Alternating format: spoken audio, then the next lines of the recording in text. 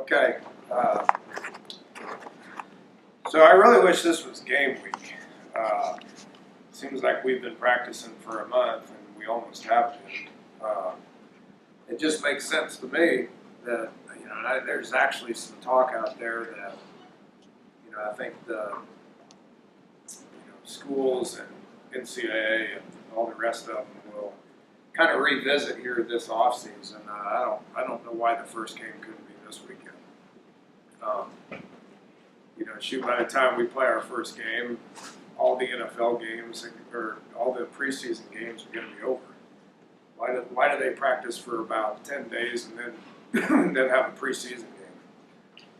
Then go practice with some people and then play another preseason game. There's a whole lot of FCS games this weekend. In fact, there's even 3 or 4 FBS games this weekend. There's only so much you can do practicing against each other. It's going to be 5 full weeks before the first game. That's to me is insane. We will have been in school for 2.5 weeks prior to the first game.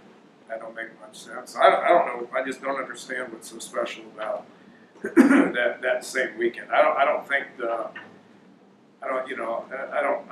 they're gonna end vacation anytime later.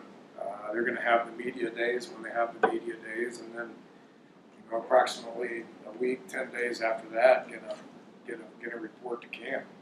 So I think you really need about 3.5, 4 weeks prior to the first game. So I expressed some concerns on this prior to the season, and yeah, it's kind of dragging a little bit. So for 3 weeks, I was happy with our work. Gave them more off time than we ever have. I do think it was beneficial for our student athletes to get a little bit more time off. And how we practiced, I think, was really good. I just think you can get that done probably in 2 weeks, 2.5 weeks, and then have a game week and go play ball. So I like where our team's at. Incredibly sick of practicing against each other. Ready to switch gears, which we have. And today, when we get in here, we'll start talking about Virginia Tech a little bit. But if you just split up and start working scout teams, then you're going to lose the speed of the game, and all kinds of crazy things can happen. So we got to keep practicing against each other for a whole nother week to keep things right, and then which is no different than what we've done the last couple of years. And then a week from now, we can full go practice, against Virginia Tech, which when we meet next week, I have a little bit more information as far as what we think we need to do in order to be successful. So that's what's on my mind. We got any questions? Well, that's on your mind. Would it work better? Would you be in favor of, say, a scrimmage game or an exhibition game, like last week, 2 weeks before the opener, and stay the same length? Yeah, I would. Yeah, that'd be cool, but it's never going to happen.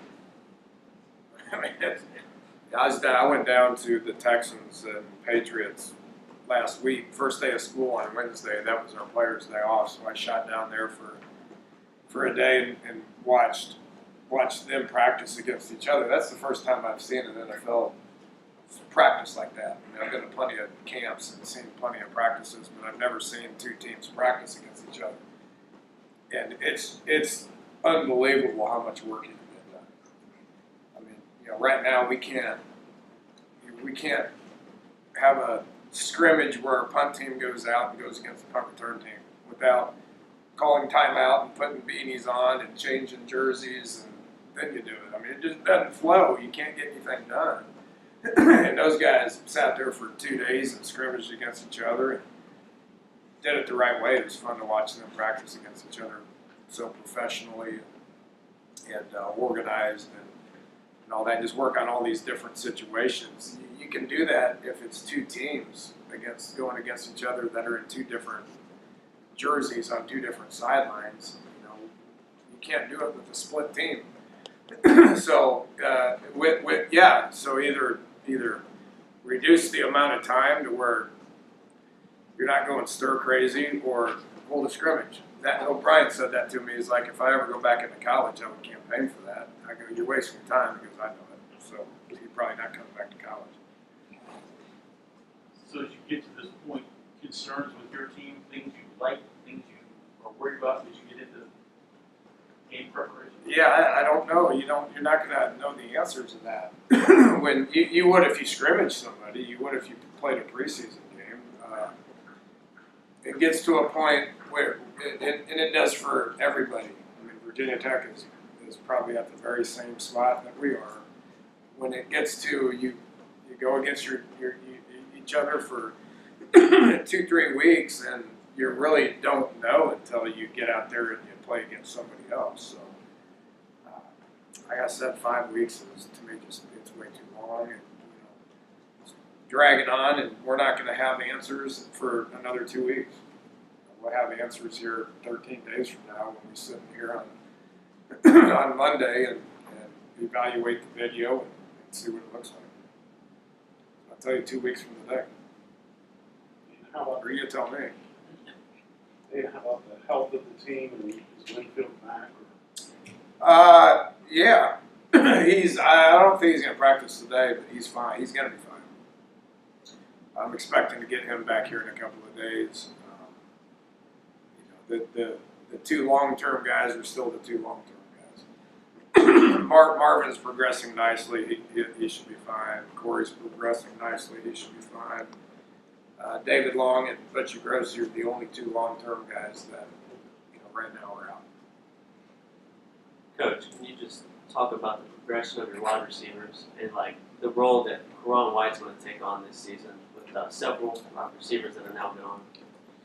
Our starters have been starters for day one, and when it comes to David Sills, Gary Jennings, and Karan White, those guys have been starting, and those guys do everything right. I'm excited about what the years that they're going to have. So what about behind them? You have to use Kennedy McCoy in a more extensive role at receiver. Yeah, I feel like he's been our best age here since last spring. So, he's shown versatility to be able to do things in the backfield, much like we did with Wendell a couple of years ago before he was the main guy at running back. Right now, Kennedy's capable of being the main guy, but Crawford's pretty good. So, we'll use McCoy in a lot of different ways. So, which we did that in the spring, and in my opinion, he's one of our top 4 guys right now.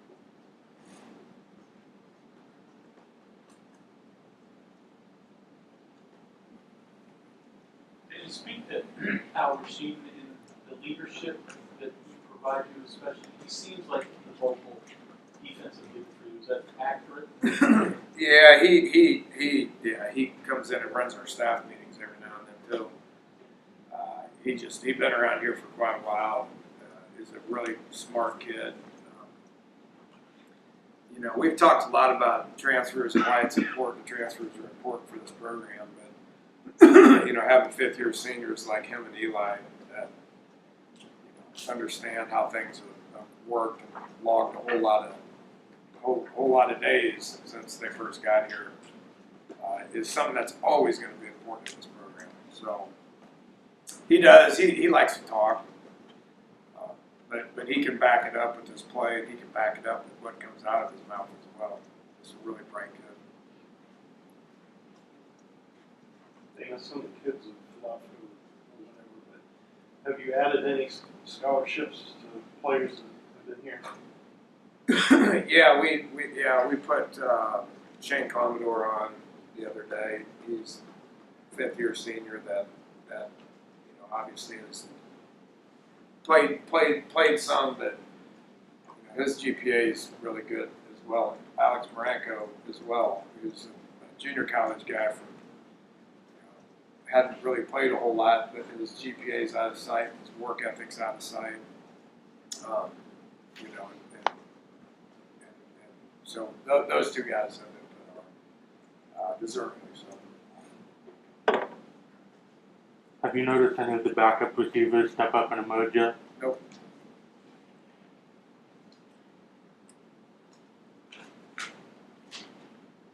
And is this the week you start to decide a little bit on redshirts? I mean, obviously some things you'd have to force your hand later, but start to think. Yeah, we'll break up scout teams today. I'm not prepared to give you a list as far as who is and who isn't, but we'll release a depth chart next week, and if guys aren't on that depth chart, then we'll try to redshirt. Obviously, you may get into game 1, game 2, game 11, and have to play a guy.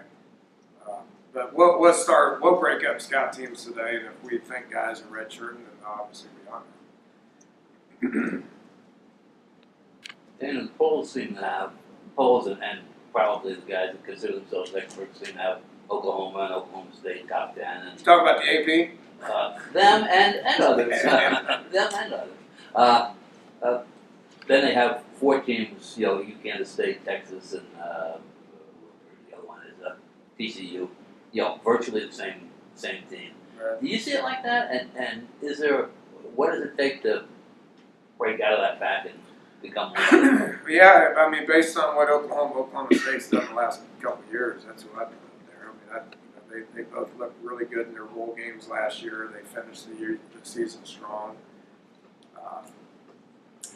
Oklahoma State, who'd they beat? Well, they beat Colorado, which was a 12-1 team, and I think Oklahoma beat Auburn, which was, people are saying Auburn's a top 10 team, and Oklahoma kind of beat them pretty good. So I don't know how you couldn't consider them two of the top teams in the country based on how they finished the year last year and based on what they got coming back.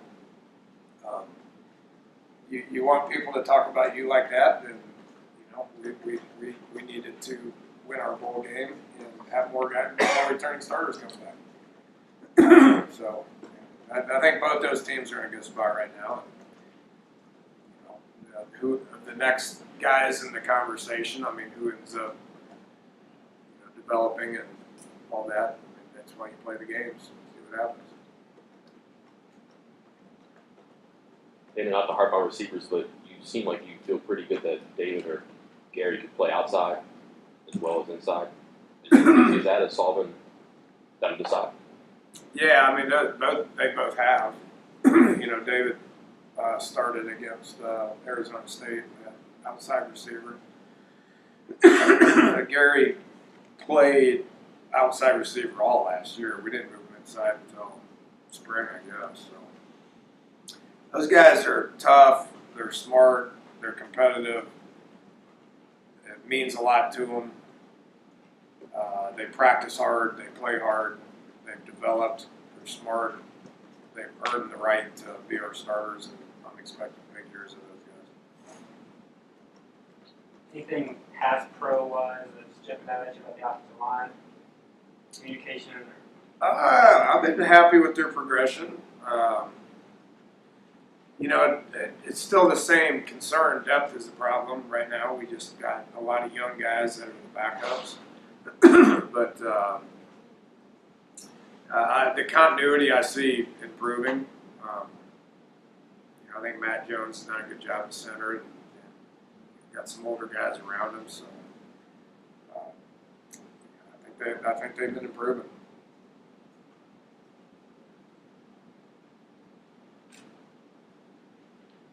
Marenko's a name that had not heard at all before the spring, but it seems like pretty much from then on he's pushed himself to this spot right now. You said academics, but it sounds like he can play a little bit too. It's never suited up. So you even know, right? So, I mean, I ain't going to talk about guys that haven't suited up. He has a really high GPA. So, and he's a really good kid. And he works hard. That's about where we're at. Is it We'll imperative? talk more Virginia Tech next week. I'm looking forward to talking to them. Is it imperative that some of those receivers step up behind your three? He typically play more than 3. So we need, there's going to be some guys that, we got bodies. We're not, I'm not going over to Gibby and saying I need to borrow 3 corners and a safety to move them. I mean, we got bodies. We're a little low on scholarships right there. I realize that, but we still got guys that are on scholarship that need to earn them. And get out there and play hard and practice hard and improve.